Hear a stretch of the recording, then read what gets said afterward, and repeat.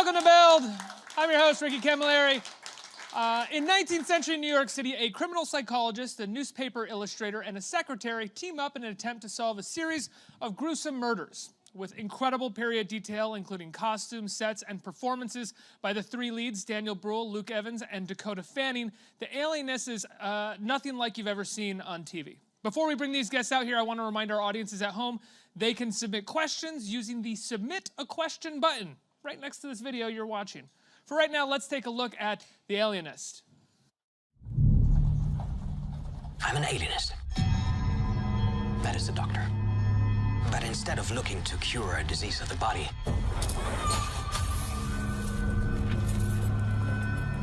I look to help those who are suffering from an illness of the mind.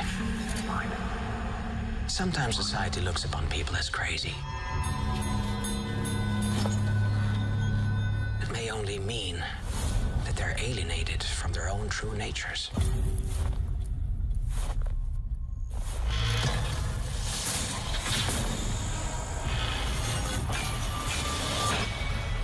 A toast to the beginning of a fruitful partnership. Let me introduce you to Dr. Laszlo Chrysler. I've read your work. I found it fascinating. Most of it. It's something new. Forensic science married with human psychology. I find the bones to be the most reliable witness, while my brother's more a man of the flesh. He means the soft tissues. What if it's true? One man committed both murders. You run along home now, society, why? Our task is to construct an image of the man, his habits, his appetites, and thereby capture him. Gentlemen, you have made yourself a wide variety of very powerful enemies. He's here. He's real. He's no longer hiding his victims. He evolved. Evolved to what? Evolved to what? I must follow this wherever it goes.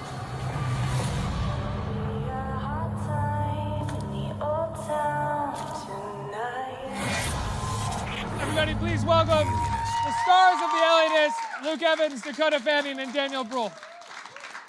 Hey guys, thanks so much for being here. Thanks for having us. Congratulations on the show. I'm 2 episodes in. It's phenomenal. It looks incredible. Cary Fukunaga is the creator of this, right? It worked with you on it? Why are you looking at me like that? Did I get that wrong? He was involved in the beginning and Okay. it's gone through other incarnations, but he's an executive producer still on the show. Either way, it looks amazing. No matter who took part in the beginning of this show. Talk about the set and what it looked like. What it felt like working on this set. It was incredible. I mean, when I heard about the project and when I got the call that I was offered the part, I couldn't believe my luck because, first of all, I loved the project, I loved my part, and I wanted to move to New York with my wife.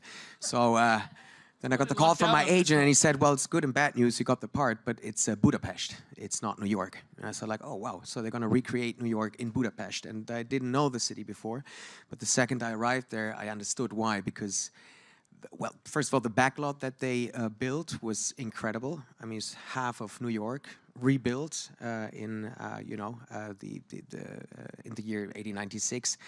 But then also the other architecture in Budapest was so grand that it was perfect for our purposes in recreating, especially upper class New York. It was fascinating. How much of it are you guys shooting in front of like green screens and recreating as much of the background as possible? How much is that really just all around Budapest in your backlot? It's pretty much all the buildings are actually there. The things that are green screen are the landscapes and the deep background, but everything immediate was actually built. It's unbelievable the way the sets looked, well, the way that they look and the way that they looked in person. It was some of the most beautiful sets I've ever worked on, for real. So it was, and I think it shows. Yeah, it absolutely shows. Do you got to talk about your character? She's a woman sort of way ahead of her time in this show, but is also dealing with a lot of the things that I think we talk about now in regards to specifically women in the workplace. Totally, yeah. I play Sarah Howard, who's the first female to work for the New York Police Department. She's the secretary to the police commissioner, and she has aspirations to be a detective, to be more than just a secretary, even though that was a huge feat in 1896. But yeah, I think that it's unfortunately, I think part of her storyline is very relevant to the conversations that we're having now.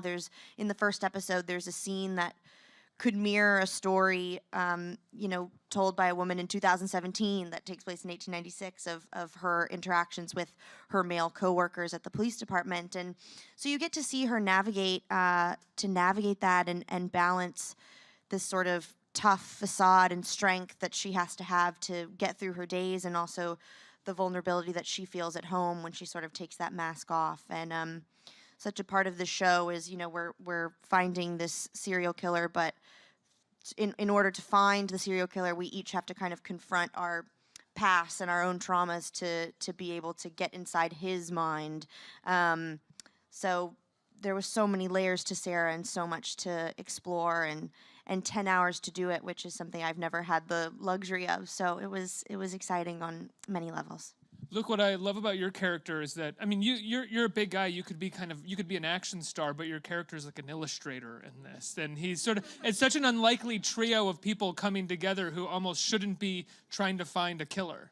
Yeah, I mean, it was also one of the reasons why I was drawn to the character, because it's just playing against type for me to play a sort of this slightly delicate, very sensitive, hopeless romantic who has many of his own issues and addictions, and is a little lost. And throughout the story and the episodes, he finds himself and loses himself and finds himself again through the help of the people in his life. So yeah, it was an interesting journey for John Moore, and he's very different to the John Moore in the actual novel. So that was nice. We were able to layer his story and deal with the grief that he has in his life. He loses his brother. He lives with his grandmother. I say no more about that.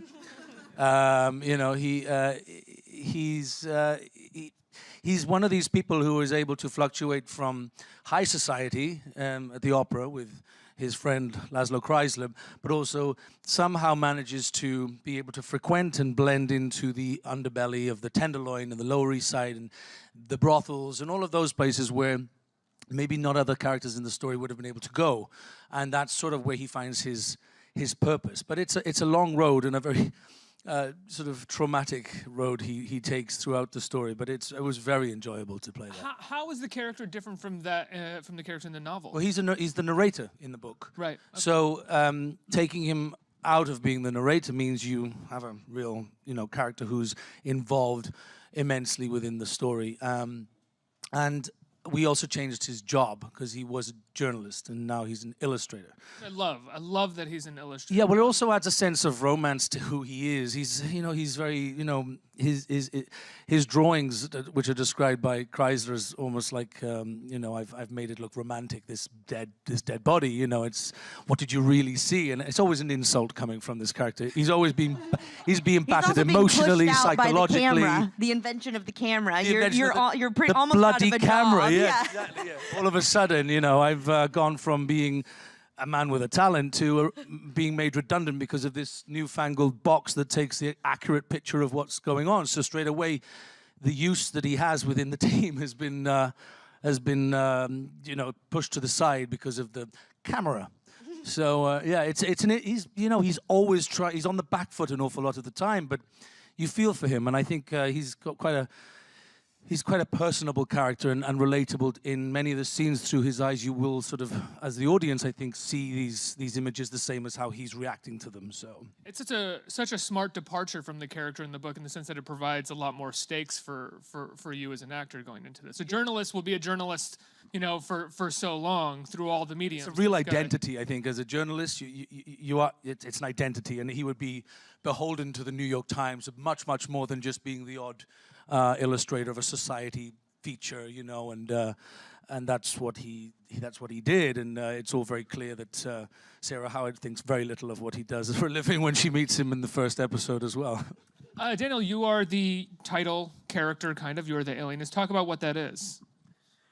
Yeah, well, at first, I thought, what a strange concept. It's a show set in 1896, and it deals with aliens. But I wasn't familiar with the term alienist. But I tell you, when I was doing my read here before you guys came out, and I know it's not about aliens. I've watched the first two episodes. I said the Alienist, and I was like, wait, is that what it's called? It's not about aliens. That sounds ridiculous, Rick. So nothing to do with that. It was a term formerly used to describe a psychologist. So people with mental disorders were supposed to be alienated from themselves, so the specialists who took care of them were called alienists. And it's the beginning of that science.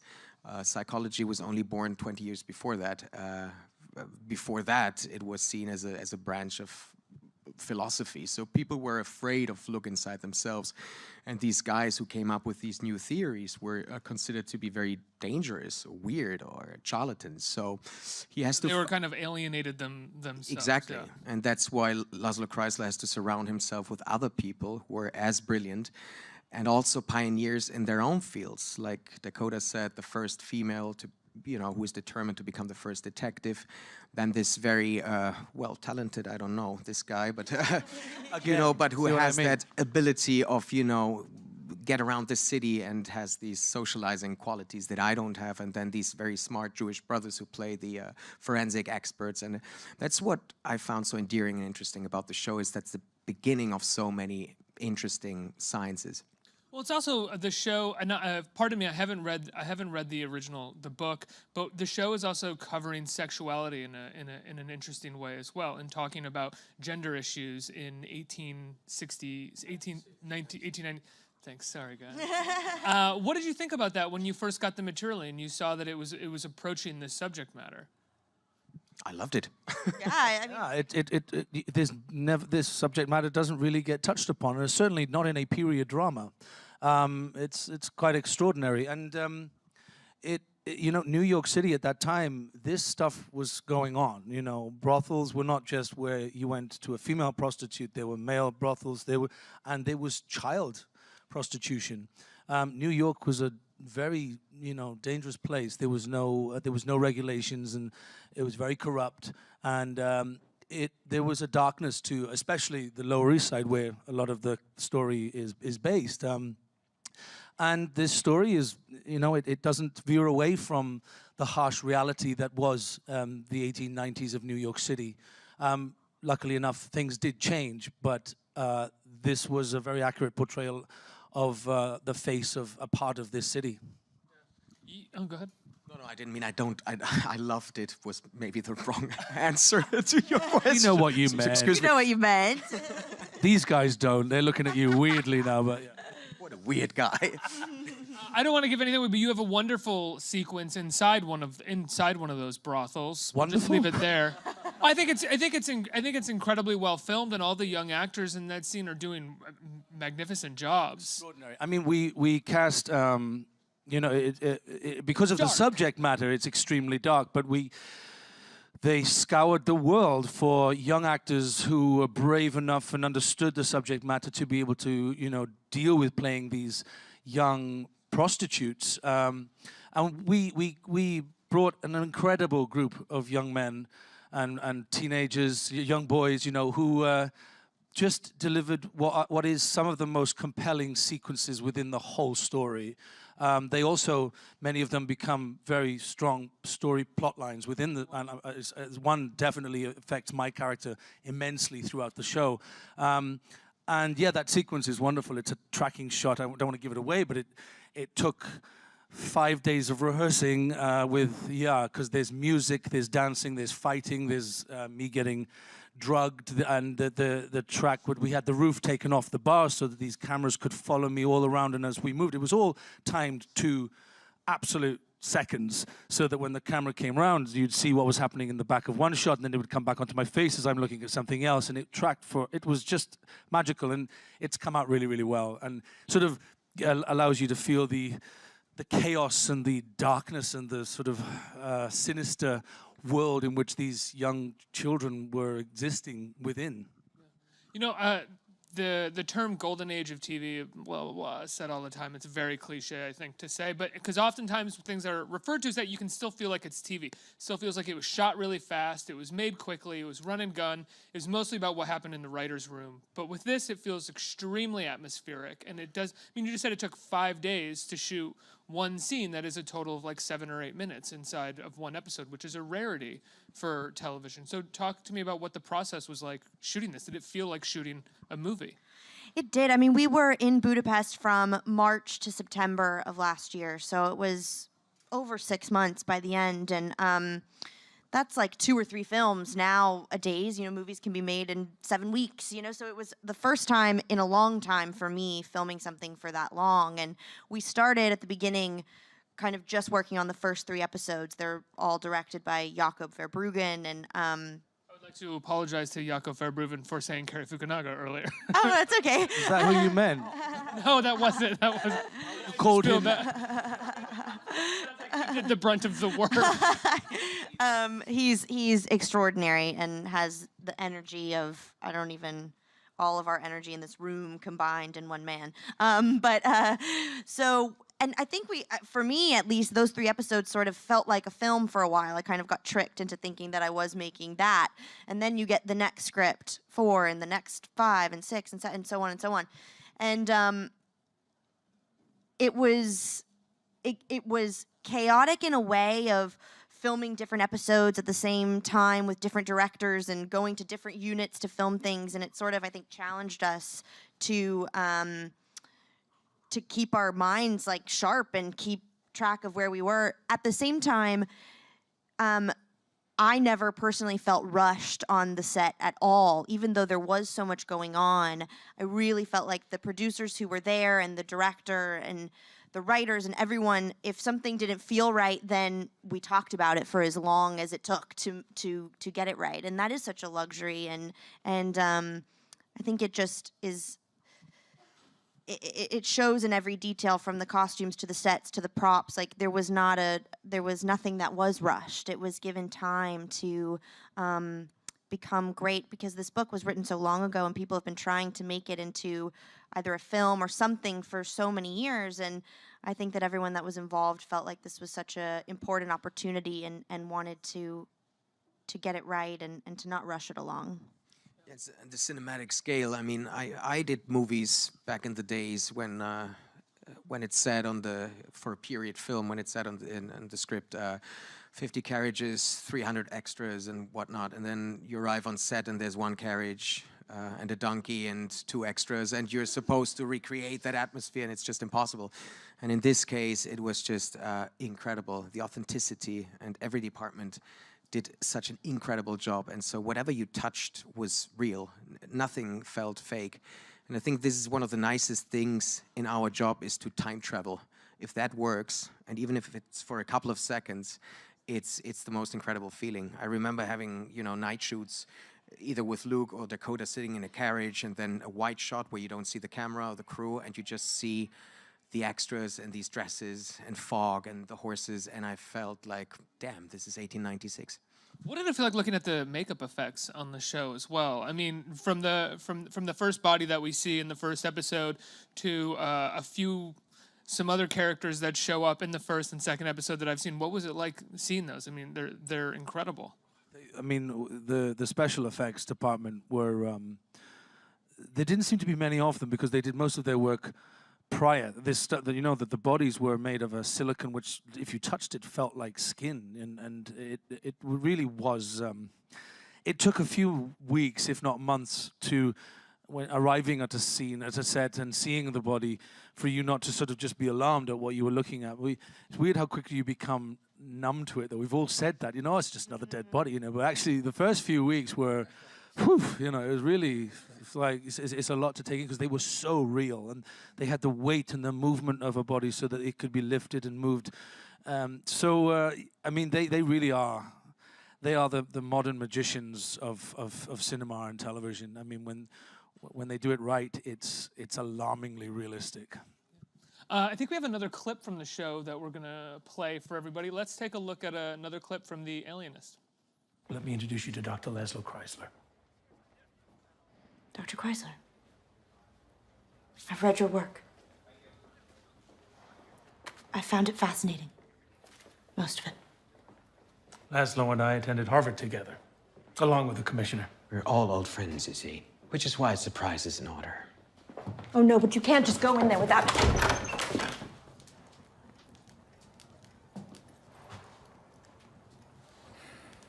Hello, my friend. We should talk about who plays the commissioner there, or who the commissioner is. That's Teddy Roosevelt, right? Exactly. Yeah.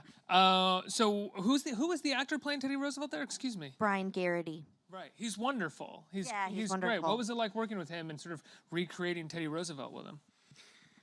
It was wonderful. I mean, Brian as a human being is so lovely to be around and so fun, and you know, this version of Teddy Roosevelt is kind of early version of Teddy. It's not the person that we might come to mind exactly when we think of President Theodore Roosevelt. So this is kind of early days, and he's come off of the great tragedies in his life, and he himself is facing the similar issues that we're facing in dealing with this investigation, with the corruption of his own department against him, and he's sort of trapped in the middle. And I'm his secretary, so kind of as the series starts, I'm sort of the liaison between these two and the commissioner, and kind of getting around the red tape to sort of run this parallel investigation. But Brian's awesome, and that character is such an important part of the series throughout at pivotal moments.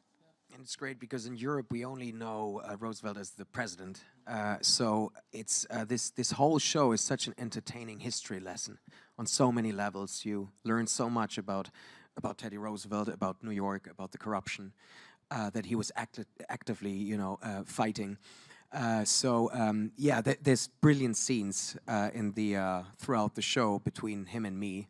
And I enjoyed every second with Brian. He's fantastic. It sounds silly, but you learn even like little things about the city that, like, right from we see in the trailer and right from the beginning of the first episode, the ringing the bells to alert everybody. That's one of my favorite parts of the whole thing, is them banging on the lampposts as the alarm system. That was the alarm system. Then you said, you're like, oh, this is detailed. This isn't just like a TV show that takes place in some time and they're going to solve a murder. This is like a detailed exploration of this moment in time. And also the foundation stones and the building of the Williamsburg Bridge, which it's just beautiful to see. And it's weird because when we shot that, obviously we didn't have the backdrop of the, what river is it? The East River. For me to see the final rendering of that scene was, I mean, every time I see it, I let out a little squeal because it is so magnificent. You know, the size of the Williamsburg Bridge, and we're walking up just the first part of it. It hasn't even crossed over yet, and that stuff, you know, it's really magical to be part of that, and to see how beautifully it has been finished. You know, there's a lot of care and attention. Let's get some questions from our audience. Who has a question? Hi there. Hi. Hi, Luke. Hi, Hello. everybody. Hello. My name is Madeline Pauletti, and I'm a huge fan. You've got my dashing elf jumper on there. Yes, Is it? I do. Oh, Yes, very I nice. absolutely do. This is donated to Save the Children charity, Yes, so I well did. done. Thank you very Yes, much. I did, and I also donate to the Prince's Trust. Ah, amazing. Yes, yes. You can stay. Oh, thank you, Luke. The rest of you should feel terrible about yourselves. Thank you. Thank you. No, there's another one over there. Right, okay. Anyway, sorry, I'll let you answer your question. No, I was so nervous. Luke, you've played many characters throughout the centuries, different characters. What century was the hardest to play, and why? And how many accents do you do? None very well. Great. Well, I'd say that this one was extremely specific because it wasn't just an accent, but it was about our class. And there were certain affectations to our speech patterns and the way we pronounce certain words, which you were really, really good at. You were really good at, and I would keep you're having good to at it remind too. myself No, you're good of at doing it because it was the WH is we pushed air through it, so it's where, you know, which is a very specific thing, and you'll hear it throughout the whole show, but only with certain class like the classes within the society. So that was something that we really focused on a lot, and finding the sort of the similar parallels between the way we sounded, because we sound different to other people within the show. So I would say this one was intense. We also had a dialect coach there for the 6 months, to make sure that we stayed on track and that we really kept the same sound, because it's very easy when you do something for 6 months to veer off and sound a little Welsh or something. So yeah, I think this one probably was up there, one of the most difficult. Yeah. I do Welsh very well. Next question. Hi guys. There's a lot of different outfits that's going on here. Which one was your favorite?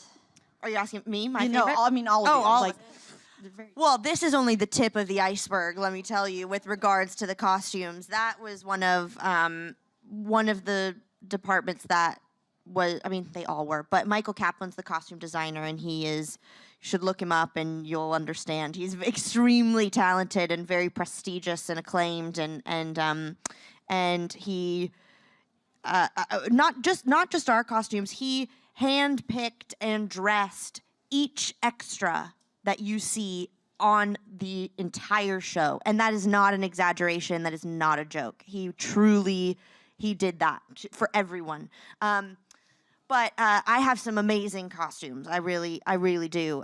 There's a dress. There's a dress in the second episode that we have a scene in Delmonico's, the restaurant, and that was kind of the first fancy dress that I got to wear throughout the season. One of only a few, so that one I loved. And then I love that work outfit that I meet them for the first time with the huge sleeves. It's to walk sideways through doors. They're really meeting the sleeves, and then I'm somewhere nestled in between the two, puffs. I remember wearing some wonderful pajamas. They were the most comfortable. These were the only days when I felt, what a relief. Wonderful slippers with Laszlo Kreisler on it. No, I loved all the costumes. In fact, there is a coat that I loved with a massive fur that we just saw in that scene. This is just, wonderful. I remember when I was watching that scene and the coat came out, I went, what is he wearing? Next question. Hi, over here. So I'm here to ask you a question. What is the best advice that you ever got? I'm working on a TV pilot right now. So what is the best advice? What is the best advice you ever got? Liam Neeson once said to me it was my first movie, and my first scene was with Liam Neeson. I was terrified. What movie? It was Clash of the Titans. Right. And he played my dad, Zeus, as you do. And I remember him saying to me,